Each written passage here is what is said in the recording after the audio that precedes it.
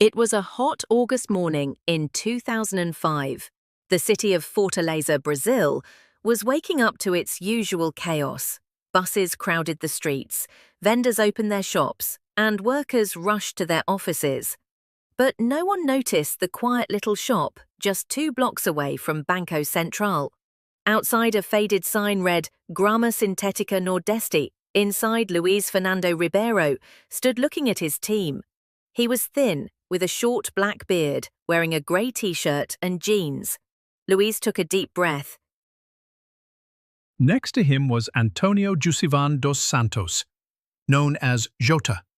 Bald, slightly chubby, wearing a brown shirt, Jota stared at the blueprints laid out on the table. Their eyes held the same thing: determination. On that dusty table lay tunnel blueprints, flashlights, drills, gloves, and metal helmets scattered everywhere. Luis spoke softly. "This will make history. We will be silent. We will leave no trace." Shirts pause. Jota nodded and grabbed his calculator, measuring tunnel angles and distance. At the corner, Francisco, called Chico, was lifting metal support pipes.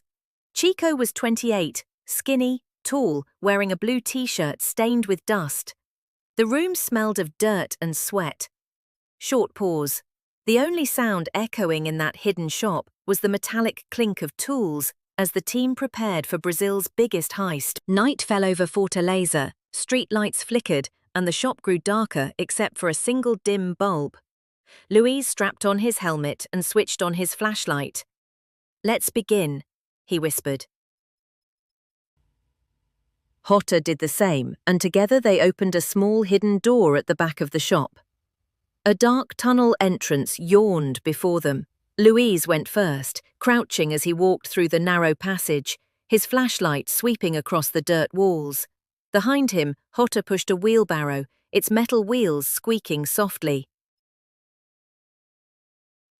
The smell of damp earth mixed with engine oil as the low hum of a generator echoed through the tunnel. 60 meters in, Luis stopped. He turned off his flashlight and pressed his ear against the dirt wall. "We're close," he whispered, breathing heavily. Short pause. Jota knelt beside him and set the drill against the wall, starting it slowly. Dust and small stones fell onto his gloves.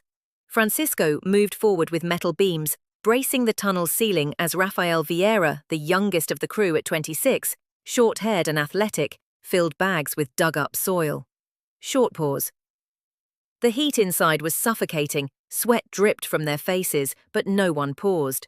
Each knew they were inches away from history. Finally, after 3 months of digging, that Saturday night arrived. Luis and his team reached the thick concrete floor beneath Banco Central's vault. They sat in silence, staring at it with wide eyes. Luis whispered, "Tomorrow we will be legends." Jota smiled faintly.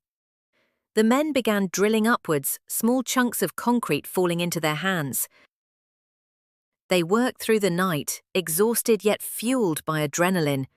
Above them, millions of dollars waited, unaware of the silent invaders crawling beneath the city's sleeping streets. Sunday morning, the bank's alarms remained silent. Luis, Jota, Francisco and Rafael climbed into the vault. Stacks of cash rose around them like green towers. 5 tons of Brazilian reais, nearly $70 million, packed in neat bundles. The men laughed quietly, stuffing bags with trembling hands. As dawn broke over Fortaleza, the team disappeared into their tunnel, leaving the vault empty. Brazil woke up to its greatest heist with most of the money never to be seen again.